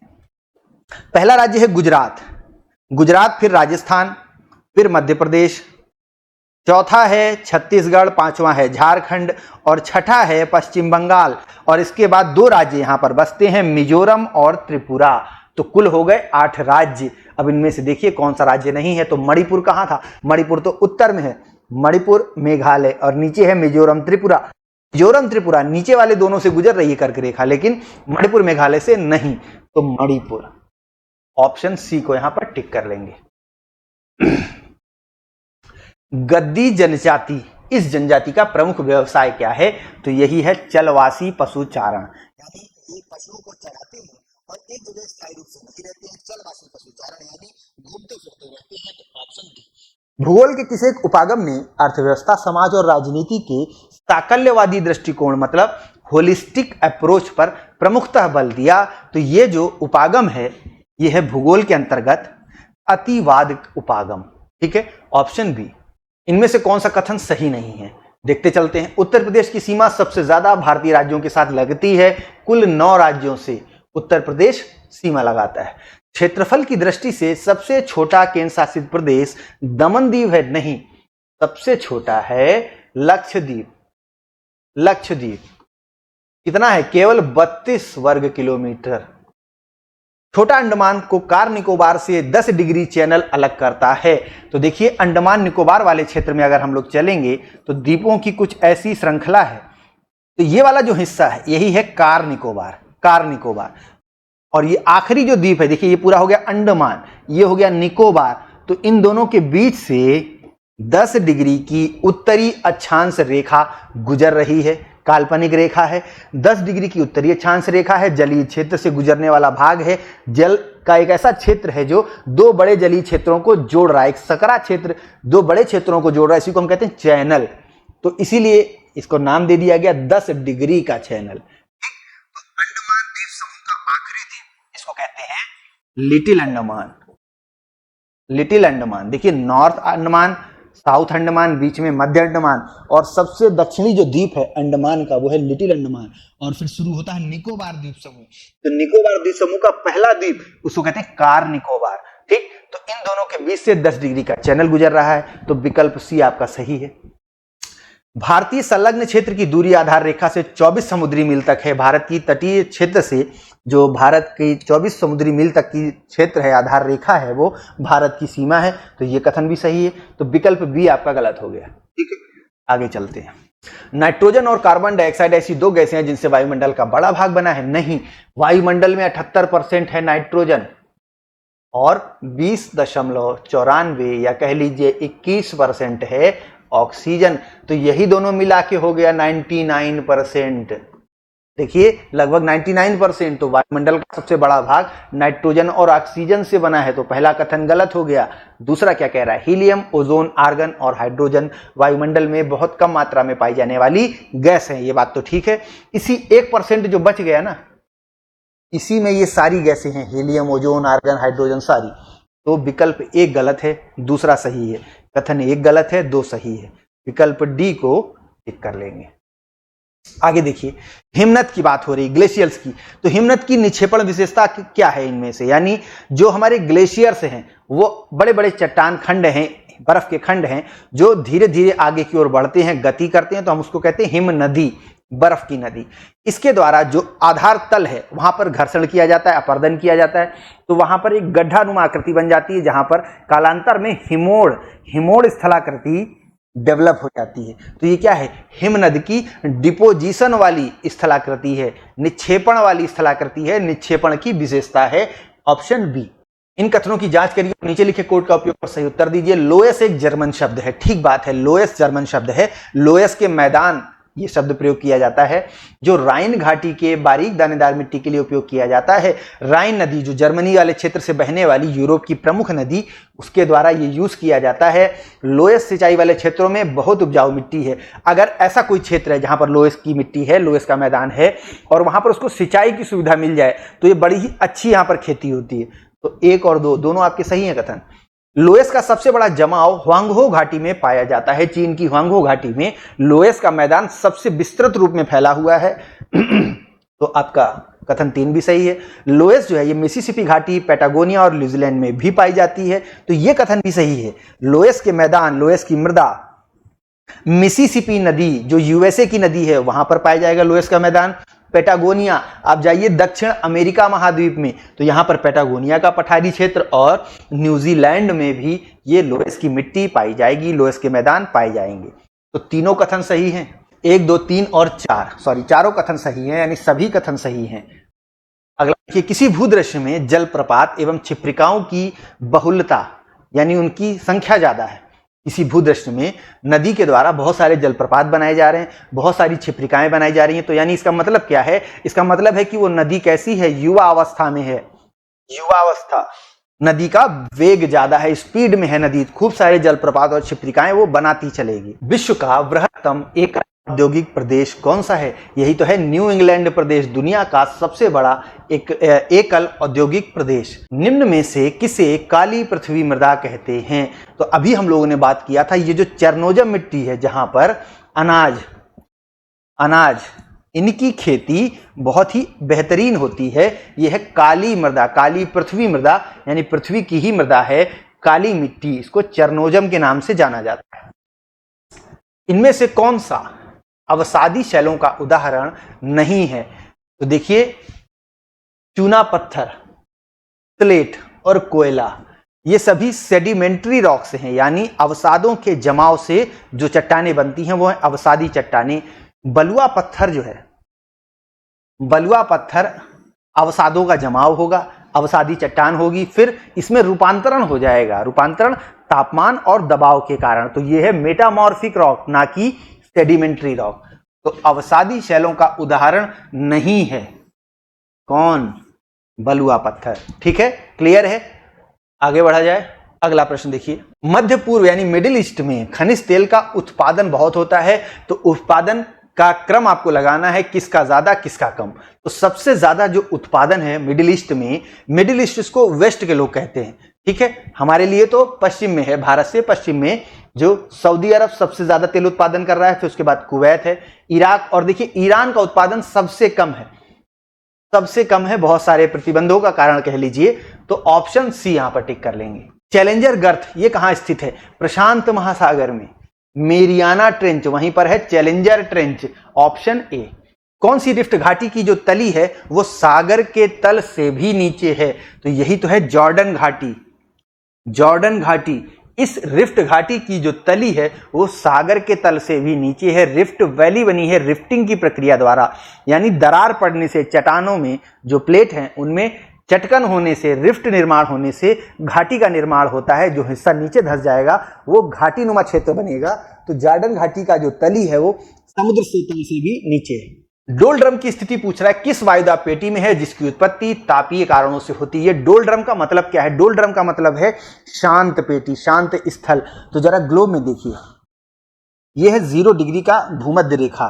भूमध्य रेखा वाले क्षेत्र में सूरज की गर्मी सबसे ज्यादा मिलती है। सूरज की गर्मी ज्यादा मिलेगी, वर्ष भर सूर्य यहां लंबवत रहेगा। तो यहाँ की जो गैस है, यहाँ की जो गैसें हैं वो गर्म होकर ऊपर उठती हैं तेजी से। तो लगातार ये प्रक्रिया होती है, जिस कारण से 0 डिग्री से 5 डिग्री उत्तर और 5 डिग्री दक्षिण क्या होता है? सन्नाटा छा जाता है। यहां हवाएं है ही नहीं, यहां की सारी हवा गर्म होकर ऊपर उठ गई है, तो बिल्कुल सन्नाटा यहां पर छाया रहता है, इसीलिए सन्नाटे का ही नाम है ये डोलड्रम। तो 0 डिग्री से 5 डिग्री दोनों तरफ, उत्तरी और दक्षिणी, ये डोलड्रम वाला क्षेत्र है। बन कैसे रहा है? तापीय कारणों से। तो जरा आइए विकल्पों को देखते हैं। ध्रुवीय उच्च दाब पेटी, ध्रुव की तरफ कहां जा रहे हैं? भूमध्य रेखा पे आइए, गलत है। उपध्रुवी, उपध्रुवी भी नहीं, उपोष्ण कटिबंधीय भी नहीं।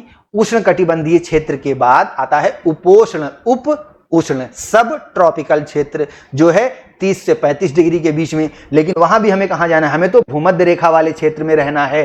तो भूमध्य रेखीय निम्न दाब वाली पेटी, लो प्रेशर वाली पेटी, या प्रेशर बिल्कुल ही लो हो जाता है। क्यों लो हो जाता है?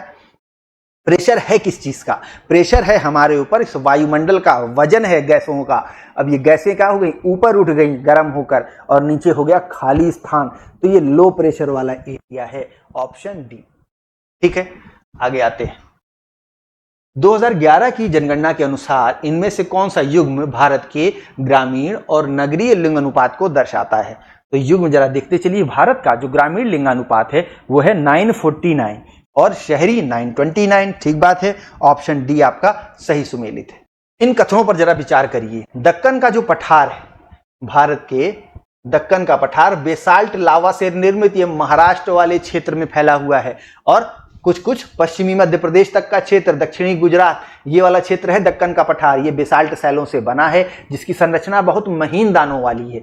बेसाल्ट चट्टानें कौन सी हैं? जो ज्वालामुखी क्रिया द्वारा निकले लावा के परतों के रूप में ठंडा होने से बनी, वही है बेसाल्ट चट्टानें। तो पहला कथन सही है। ताप एवं दाब के कारण ये आग्नेय और अवसादी सेल कायांतरित सेल में बदल जाएंगी। तो आप जानते हैं ताप और दाब के कारण कायांतरित यानी रूपांतरित सेल का निर्माण होता है। तो ये बात भी ठीक है, दोनों कथन सही है, ऑप्शन सी। आगे देखिए, डोलड्रम को लेकर फिर प्रश्न है। डोलड्रम का अक्षांशीय स्थिति पूछा गया है। तो हम लोग ये बात कर चुके हैं कि 5 डिग्री उत्तर और 5 डिग्री दक्षिण अक्षांशों के बीच का क्षेत्र, इसी को हम कहते हैं डोलड्रम पेटी, ऑप्शन सी, डोलड्रम पेटी। 2 सूचियां हैं, महाकल्प हैं और युग हैं। देखिए, पैलियो मेसोसेनो, इसकी हम लोगों ने बात की थी, ये किस महायुग के अंतर्गत आ रहे हैं? तो वो युग है फनेरोजोइक। ठीक है, प्रोटेरोजोइक के बाद फनेरोजोइक, जिसको 3 भाग में बांट रहे हैं, पैलियो, मेसो और सेनो। और pre Cambrian period, pre Cambrian period कौन सा है? कैम्ब्रियन युग से पहले का समय, जो हीडियन, आर्कियन और प्रोटेरोजोइक का जो काल है, इसको हम कहते हैं प्री कैम्ब्रियन। ठीक है, तो आइए इनको सुमेलित करना है, सुमेलित करते हैं। पैलियोजोइक, सिलूरियन, और क्या होगा, मेसोजोइक, जुरासिक समय इसी काल में आएगा। और इसके बाद है प्रीकैम्ब्रियन, तो आर्कियन, चलिए यहां पे लिख देते हैं आर्कियन। 4 नहीं, इसमें 2 लिख दिया हम लोगों ने, इसको मिटा लेते हैं। अब देखिए 4 मेसोजोइक, 1 जुरासिक, आर्कियन, प्रीकैम्ब्रियन और सेनोजोइक, इओसीन। 4 1 2 3, तो विकल्प बी को लगा लीजिए। ठीक है, इनमें से कौन सा कोरियालिस प्रभाव का कारण है? कोरियालिस प्रभाव या कोरियालिस बल, वास्तव में इसको प्रभाव कहना ही ज्यादा ठीक है, क्योंकि ये कोई बल नहीं है बल्कि एक इफेक्ट है। ये प्रभाव किस कारण से पाया होता है, क्यों पाया जाता है? क्योंकि पृथ्वी की आकृति ऐसी है और पृथ्वी अपनी अक्ष पर घूम रही है, तो अलग अलग स्थानों पर जो जगहें स्थित है उनको अलग अलग गति से अपनी दूरी तय करनी पड़ती है। जैसे कि आप देखते हैं एक रेस कोर्स में दौड़ होती है, जो इंसान सबसे बाहर स्थित है उसको एक चक्कर लगाने में ज्यादा दूरी तय करनी पड़ेगी। जो इंसान अंदर, देखिए यहां पर स्थित है, उसको एक चक्कर लगाने के लिए कम दूरी चलनी पड़ेगी। तो यही कॉन्सेप्ट पृथ्वी के साथ है। जो हमारी पृथ्वी है, इसमें जो भूमध्य रेखीय क्षेत्र हैं, उन स्थानों को एक चक्कर लगाने में ज्यादा दूरी चलनी पड़ती है, क्योंकि पृथ्वी भूमध्य रेखा पे उभरी हुई है। भूमध्य रेखी जो परिधि है वो ज्यादा है पृथ्वी की, इसके मुकाबले ध्रुवीय क्षेत्रों के मुकाबले, या जैसे जैसे उत्तर या दक्षिण जाएंगे तो जो स्थान आपको मिलेंगे उनको एक चक्कर लगाने में कम दूरी तय करनी पड़ेगी। तो इसका कारण क्या है, तो इसका प्रभाव क्या है? प्रभाव ये है कि जब इनको कम दूरी चलनी है तो इनकी गति ज्यादा होगी भूमध्य रेखीय क्षेत्रों के मुकाबले। तो इसी कारण से कोरियालिस प्रभाव पाया जाता है। इसका कारण देखिए, केवल अपनी धुरी पर पृथ्वी का घूमना। तो ऑप्शन ए। विस्तृत महाद्वीपीय मग्न तट पाए जाते हैं, कहां पाए जाते हैं? आर्कटिक महासागर में। रिपीटेड क्वेश्चन है, इसको हम लोग कर चुके हैं। आर्कटिक महासागर में विस्तृत महाद्वीपीय मग्न तट, महाद्वीप का किनारे वाला हिस्सा जो सागरीय जल में डूबा हुआ है उसी को कहते हैं मग्न तट। मग्न हो गया किसमें? जल में मग्न हो गया, जल में मग्न हो गया और तट तो है ही, तो मग्न तट, और महाद्वीप का भाग है तो महाद्वीपीय मग्न तट। ठीक है, ऑप्शन ए। प्लाया और पर्वतीय अग्रभाग के बीच ढाल वाले मैदान को क्या कहते हैं? तो बजाडा कहते हैं। प्लाया झील है और यहां पर है पर्वत, इसका अग्रभाग, तो इन दोनों के बीच का ये वाला जो क्षेत्र है इसी को कहते हैं बजाडा। Option C.